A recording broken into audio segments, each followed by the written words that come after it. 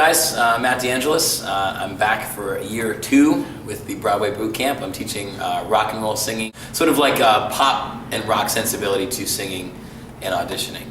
I pretty much only do the rock shows, which is fun. I did American Idiot on the road. I did Hair on Broadway, the road, and in London. I played Wolf, and I'm about to leave on the national tour of Once. And we start rehearsals in a week. Now, what do we have rock. So, yeah. No, I don't have much of a rock pop voice. Me neither. So, let's see how this turns out.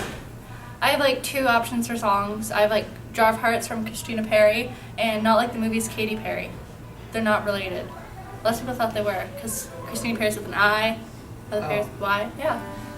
What do you have? What's your song? I have Can't Fight This Feeling Anymore. I don't know, I'm nervous. It's an awesome I'm song. gonna mess up the lyrics, this is gonna be embarrassing. I'm not a rock singer at all. I'm so embarrassed. I think it would be an awesome song. Today we're doing rock stylings with Matt, and it's going to be super awesome.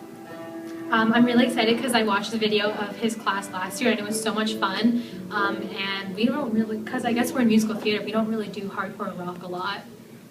You know, my dad's a rock star, so I'm hoping it sort of runs in the family. I'm excited because I don't really know what to learn, like from like doing rock techniques. So I'm excited just to learn in general because I don't really know what techniques you need or anything. So it's just gonna be fun. And also that seems to be the genre with Broadway where there's more and more musicals that are being, you know, American Idiot, and they also want to make new like hip operas or stuff like that. I like Brent. I don't know about you, but I'm ready to rock. I'm really excited to meet these guys, and I'm really excited to get started. This is going to be a fun day.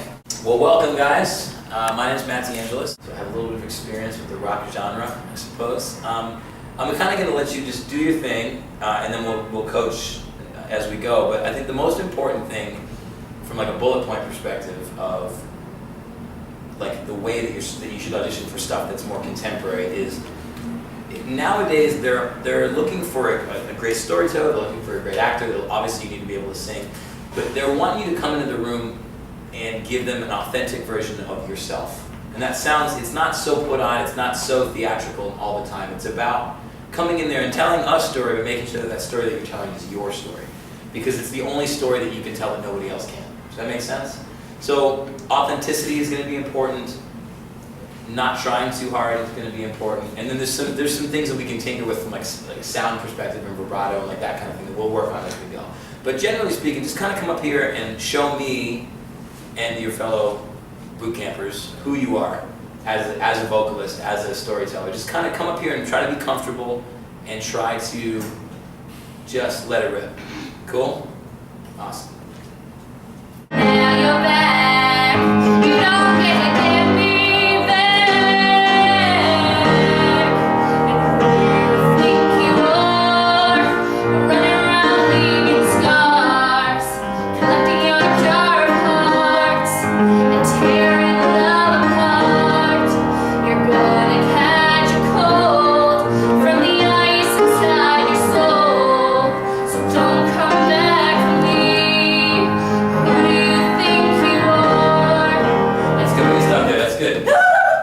That's good. I think you got a really good handle on the sound. You don't have a lot of vibrato going on. Like, I think you're doing a good job. I would caution you with songs like this kind of like emo style, to don't do an impression of the person that's singing it. You know, like with pronunciation or stuff like that. Yeah. Again, because we're trying to do you. Like, you want to show them your version of the song. You don't have to like take it to different melody place or anything like that. You don't have to move your feet to have energy in your body. Just, I want it to be a little bit more alive. Because the thing about stillness and the thing about any audition that you'd be going in and singing Jar of Hearts for, right? If they don't think you're interesting, they're not going to give you the job. Sometimes when you're singing, it's okay to close your eyes sometimes, don't do it all the time, but and really take moments to like internalize what you're saying and to also, and then when you get to the high part, it's boring if I watch a singer. This is a very technical, very stupid thing. Did any of you guys know, I'm just going to put her on blast out here. Do any of you guys know Rachel Connor? Have you ever seen her on YouTube?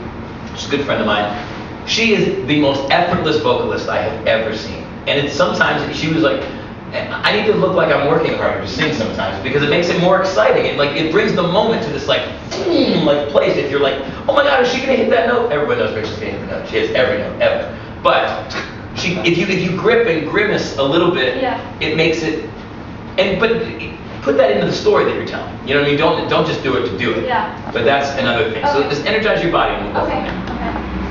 It took so long just to feel alright. Remember how to put back the light in my eyes. I wish I had missed the first time that we kissed. 'Cause you broke all your promises, and now you're back. You don't get to get me back. Good. That was really good. You took those notes well. What is that part right before? Who do you think you are? What's right before that? What do you sing? You do something big and what's right before that part? Right before the hook. Right before the cause time we kissed, cause you broke. Yeah. You should drive that's you did good. You were really. You got a little repetitive with your arms a little bit, but it's nice that you were moving. I like that. But just again, this is fine. We all have repetitive motion when we sing. You just need to know what it is and you need to do it for a reason. But I want to hear you drive that through and straight tone the hell out of it and just drive it. There's time that we kissed cause you and then whatever comes right before that. Then take a minute. You should be loud, loud, loud, loud, loud. And it's still intense. Who do you think you are? It's that, you know what I mean? I want to feel that energy. I think that you really need to find a better posture for the hook, because this it's first of all it's unbelievably evocative language. If you really think about it, who do you think you are? You just go around, hurting all these people and whatever. And you think you're gonna come back to me? Well, go, tell them where to shove it, right? I think your body can be more confrontational. Again, sometimes it serves you in these types of audition situations to pretend like there's a microphone in front of you. Yeah. And I think that the beginning part is that, but I think for this part, this is the hook that everybody knows. This is the part of the song that gives you the most help as a storyteller. So I would say you should sort of abandon that notion here.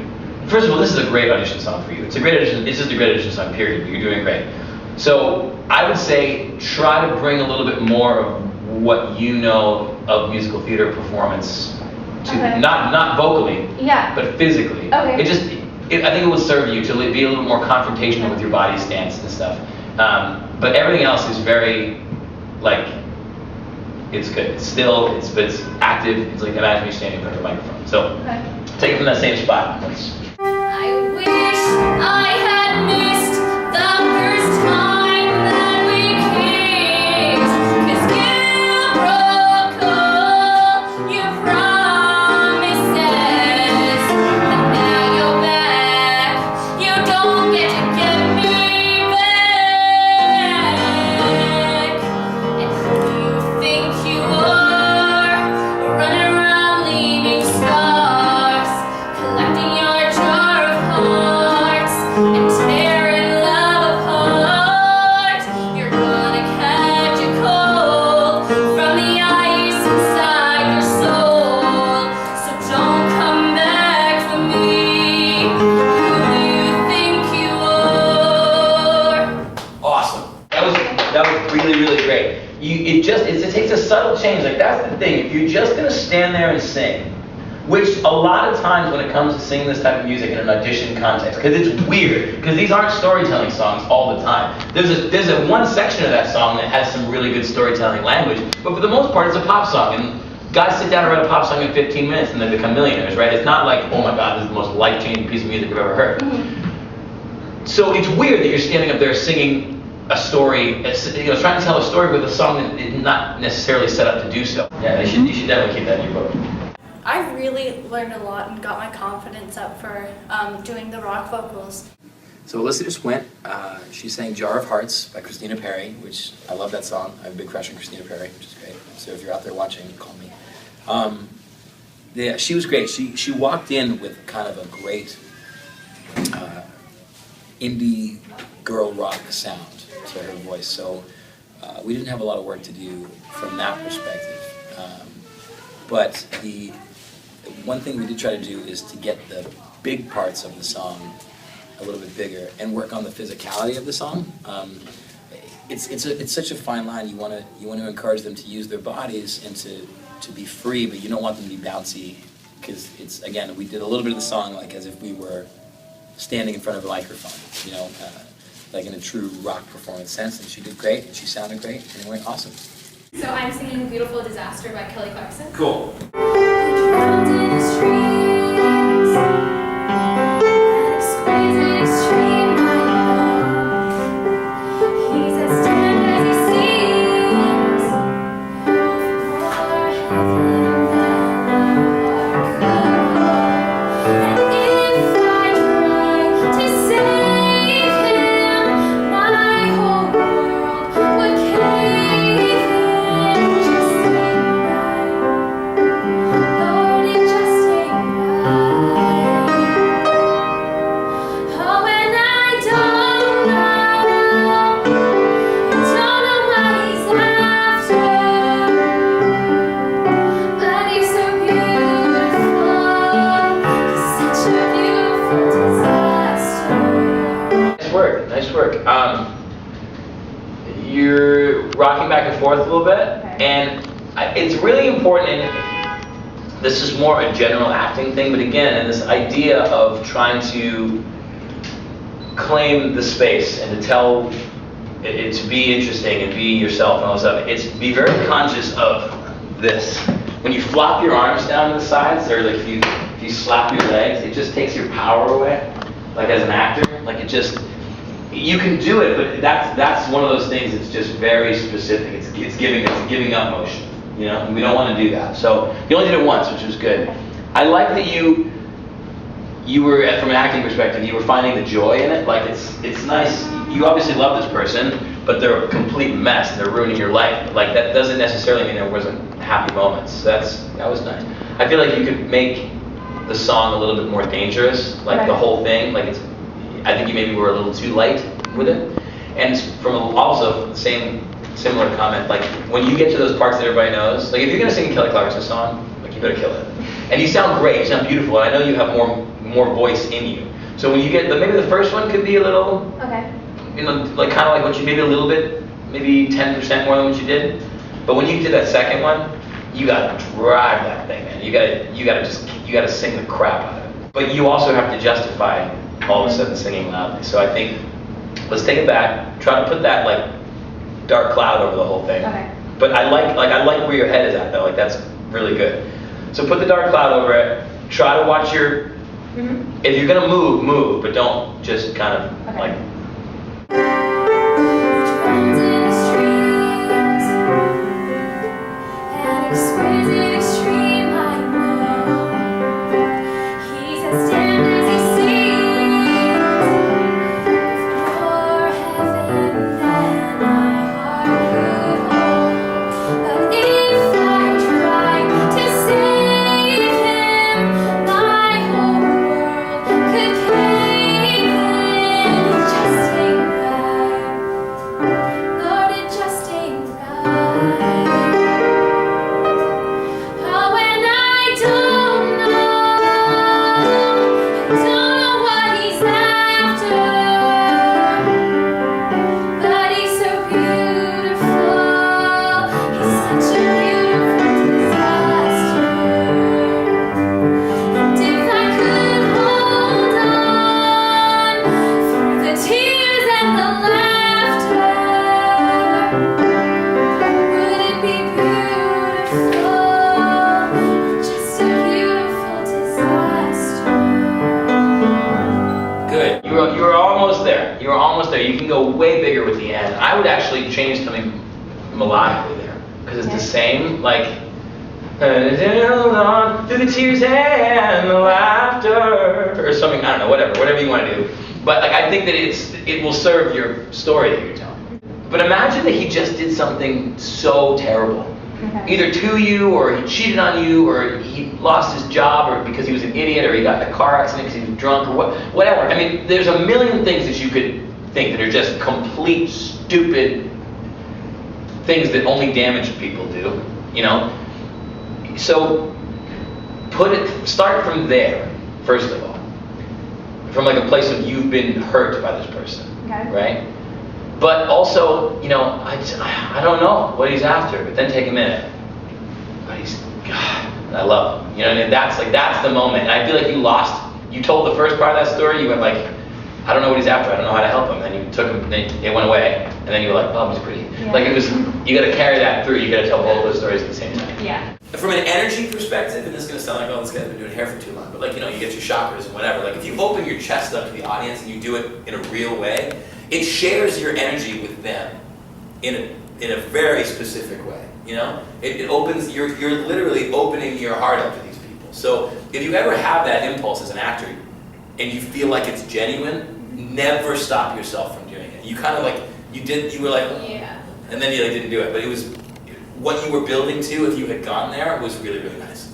And that sounds so simple, but like it really does make a difference. If I could hold on from the tears and the laughter, would it be beautiful or just a beautiful disaster? That was good. I think this is a challenging audition song. How old are all you people? 16. Yeah, this is I mean, honestly speaking, like you sing it beautifully, but this is a really challenging audition song for people who are 16. Okay. Because this is about horrible, broken adult relationships where everything is awful and it's complicated and you've broken up 16 times and you're just sad all the time. There's so much depth to a song like this. It's challenging to tell the story appropriately. I think what you're doing is really good, and I love your instinct to bring happiness to a song like this is great. And like I think that's a real challenge. You're like, oh, I'm singing a sad song, so I have to be sad now. And like you fought that the whole time, which was great. And I think it really does sound pretty in your voice. I think you can continue only because there's such a stigma to singing Kelly Clarkson music. Like I think you can continue. You can't sing loud enough. Literally, you can't go too big vocally because she's such a ridiculous vocalist, you know? And if you're coming in and you slap a Kelly Clarkson song down on the piano, people are going to expect a very specific thing, you know? Yeah. He drowns in his dreams, an exquisite extreme, I know. He's as damned as he seems, for heaven than a heart could hold. If I tried to save him, my whole world would cave in. It just ain't right, Lord, it just ain't right. Oh, and I don't know what he's after, but he's so beautiful, he's such a beautiful disaster. Francesca just sang a Kelly Clarkson song, Beautiful Disaster. And it was challenging because that song is we talked a lot about how the subject matter of a song like that is very complex. And for teenagers to kind of get to that level is really, really challenging. But she brought a lot of positivity from an acting perspective, which was great. Her big challenge to sing this type of music is she has a very classical sounding musical theater voice. It's beautiful. She has a wonderful tone, but she's always going to be fighting against people thinking she sounds too musical theater. So we did a little experiment. We did it with like literally the whole song with not a single lick of vibrato, the whole thing straight tone. And as we built from there, she really got the hang of it. And she's not like a shredder kind of singer, but she ended up being, again, it's kind of like in that indie girl rock vibe, which is so popular right now. She'd be great for some of that stuff, and she really did a great job. I had so much fun with Matt DeAngelis. I found a new depth to the song that I didn't really understand before, but with his coaching, it made it easier to sing and more fun to sing, and I felt like I was doing a much better job at telling the story, and he was also really funny.